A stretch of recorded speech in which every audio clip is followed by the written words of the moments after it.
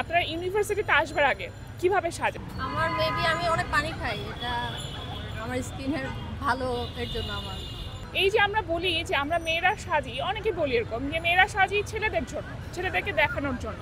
আসলে কি আপনাদের কাছে এটা মনে হয় যে আমরা ছেলেদেরকে দেখানোর জন্য সাজগোজ করি?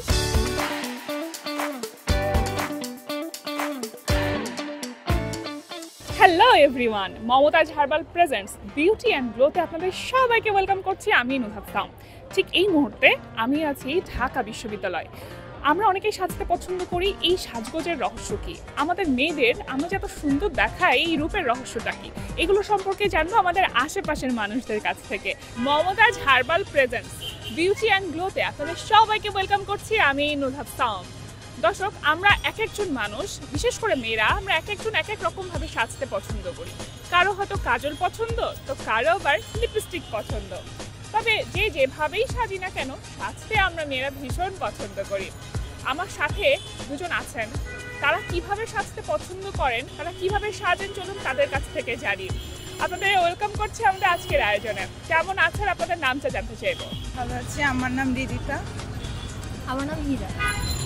আপনারা ইউনিভার্সিটিতে আসবার আগে কিভাবে সাজেন? সেরকম কিছু তো না, মানে সানস্ক্রিনটা ইউজ করা হয় সকালবেলা, আর হয়তো একটু আইলাইনার দিয়ে একটু লিপস্টিক দিই, এছাড়া ওভাবে কিছু ইউজ করা হয় না। হিরাপু?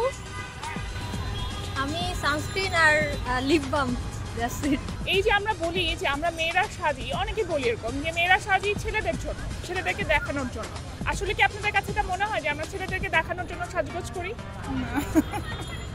না, ছেলেদেরকে দেখানোর জন্য না, মানে ভালো যে মানে যেটুকু করতে নিজেকে ভালো লাগে বা নিজেকে প্রেজেন্ট করা যায় সেভাবেই সাজিয়ে।